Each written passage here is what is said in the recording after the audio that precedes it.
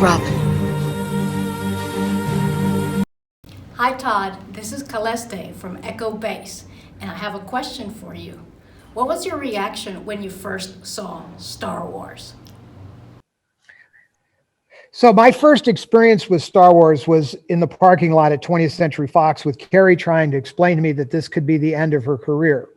And she could go back to playing in Vegas and would I be willing to come with her and some things like that. And I was like, but you haven't even seen the movie. And she says, I don't know. I'm just not sure. Clearly they hadn't seen any of the special effects. So all you see is this. You don't hear the. So she was very concerned that this could be it for her career. So we go into the screening room together, which is at the Fox lot. And this is the first time most people have ever seen this film. Certainly the first time any of the actors or crew members have seen it. And she wouldn't even want to go in. We ended up sitting in the front row because we waited so long to go in. And it was just starting when we got in. And we literally sat in the front row. And then the battle cruiser flew over, and I said, hey, this is no B movie. And I don't think it's the end of your career. When that movie was over, of course, like everybody else, I was immediately a fan of what George had created. But it was also this chemistry and the magic of what the players had created with him. His choices in casting and the characters are who else can you give credit to? I mean, the idea that R2, that you have these characters, R2-D2 and C-3PO and Chewbacca, and they're just as important as the leading characters in many ways. They give such heart to the storyline, but the characters are magical. That's all there is to it. That's why when they brought them back, I was sitting in a screening room sitting at the Grauman's Chinese Theater with Carrie, and they, bring back the three of them at this age, and the audience roars. Why is that? Because it was the magic had returned, and I think that the magic had been lost before that. So the heart of that story is the characters that we've all fallen in love with. I'm not a huge fan of the ones that followed in between, or some of the ones that don't have Carrie and Harrison and Mark, and it's just how I feel. But, I'm obviously very biased as Carrie's brother, which reminds me, so if I'm Princess Leia's brother, that makes me Darth Vader's nephew. So everybody has to be careful with how they treat me as well. Hi, Todd. This is Rebecca from Endor Base in California. What was your first reaction to seeing Carrie in costume as Leia? Well, I was with her when it happened, and I wasn't, in fact, I think I was very distracted by her, being so concerned about what was going on. She kept squeezing my hand harder and harder and all that. But to me, it was just watching Carrie. I mean, you got to remember, my mother had been grooming Carrie to be who you all have come to love since birth. So my whole life, I watched this grooming of Carrie on a lot of levels, not just in singing or any of these other obvious talented aspects, but just in who she was.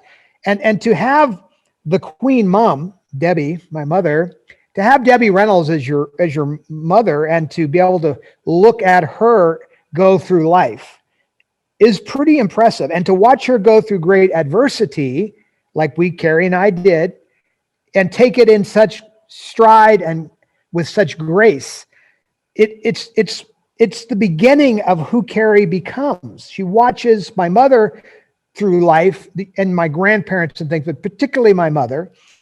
And my mother was a very classy broad, but she obviously was spending a lot of time with Carrie, making sure that Carrie had the things that she thought were important for somebody who was going into show business.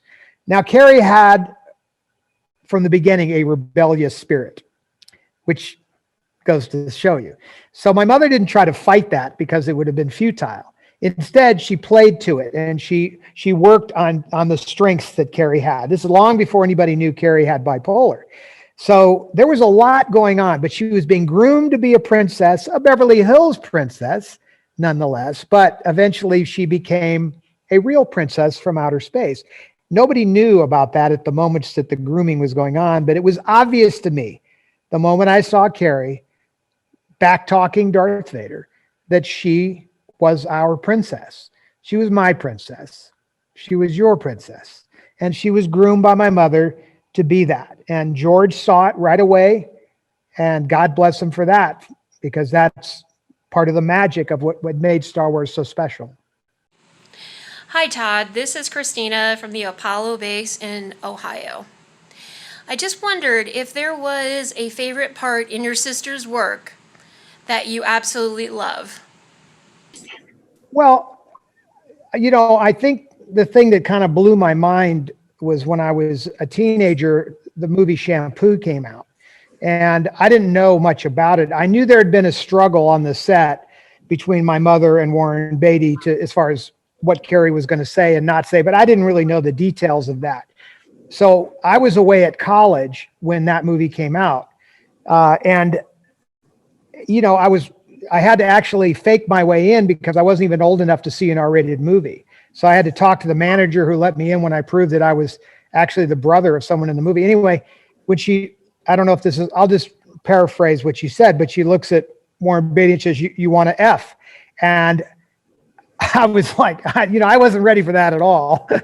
And she said, so as far as things sticking in your mind, that sticks in my mind. And then years later, I got to know the whole story, which was my mother had actually gone to Warren early during the filming of Shampoo and said, Warren, dear, is there some way we can, have Carrie say, do you want to screw or something else other than the F word?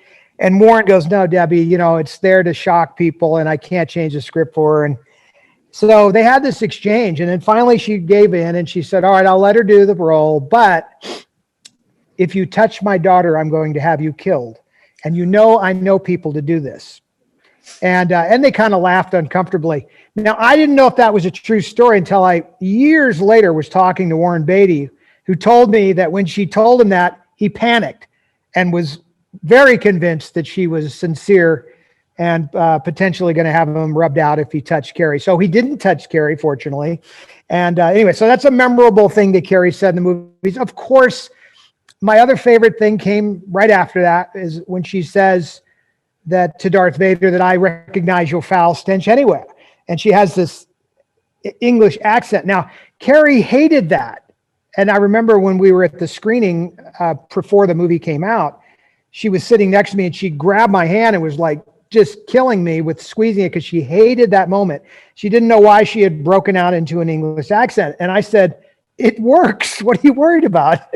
I mean, it's like a princess with an attitude is of course going to have an English accent. I know you're on Alderaan or somewhere else, but still the English accent always works for people with an attitude that are royalty, right? Hi, this is Katie Roseberry of Apollo Base in Ohio. One of my favorite childhood memories was going to the penny candy store with my younger brothers and buying as many Swedish Fish as we possibly could because it was our favorite. So my question was there any candies or snacks that both you and Carrie enjoyed as children? So, yeah, well, obviously like other kids, we did like candy, but our favorite thing to do together, and we did this a lot, was Baskin Robbins 31 flavors. In the midst of great adversity, different times when a lot of difficulty was going on, and the question would come up, what are we going to do? I would say, let's go to Baskin Robbins. And we did. And so no matter what was happening in life, and this had to do sometimes with Carrie and her drug issues and other things, we would go figure everything out at Baskin Robbins because, there are 31 flavors there that you could choose from. And the answer is certainly in one of those 31 flavors. So that is how we approached it. I was very big on that. Now, candy wise, Carrie was a Coca-Cola, not just a fan. You're talking about deeply connected to Coca-Cola. My father was actually, it did a show called Coke Time in the 1950s. And was a sponsor. The big sponsor was Coca-Cola. It was sponsored the whole show. So he was known as Mr. Coca-Cola.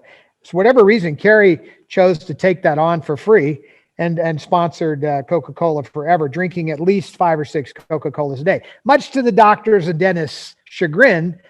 But that was her favorite sugar intake would have been that. She didn't really sit around and we liked M&Ms. That was, that was a sideline as well. But I'd say that we did have access to great desserts because of our cooks and things around us. So there was usually something a cut above boxed candy available, such as banana cream pie. Mary could make banana cream pie, lemon cream pie. The German chocolate cake was around. Chocolate chip cookies with pecans made by Mary. I don't know anybody that could duplicate those. That was Carrie and my favorite. In fact, Mary used to make for our birthday and give it as a gift. That's how great these cookies were, those cookies to Carrie and I as a gift. And that went on for 50 years. This is not like, it ended at a certain point. It literally went on forever. So those are the sweets that we liked. But I would say that most of life's answers can be attained at 31 flavors. Hi Todd, this is Lisa from Echo Base in New York. Besides Leia, who was Carrie's favorite Star Wars character and why? Well, I'd be guessing a little bit. I never discussed this exactly with her, but I have with me, I don't know if you can show the two-shot, John, or I can lean him in. So next to me is Yoda. And I think Yoda was one of Carrie's favorite characters in many ways. Carrie gave me this was a baby Yoda before there was a baby Yoda, and Carrie gave me this. So I consider this one of my prized possessions. And I keep baby Yoda with his daddy over here. And I think Carrie liked Yoda a lot because there were things about Yoda that reflected our family's philosophy in many ways. The most obvious one is there's no can't, only do. And that came from my grandfather, who trained my mother and my sister and myself very much in those exact words, that there was no can't in our vocabulary. And that was a great life lesson that was handed down from my grandfather to my mother and my grandfather to me and to Carrie. And I think Yoda reflected those great values and some great magic too, obviously, but those principles and some of his philosophies, I think, transcend a lot of issues in the world, and there's some great wisdom in there, and I think she loved that. Hello, this is Kate from Echo Base in New York. My question is, if you could spend tomorrow with her, what would you do, where would you go, and what would you talk about? So Carrie's favorite place to hang out was the kitchen. She, towards latter years of her life, loved to cook.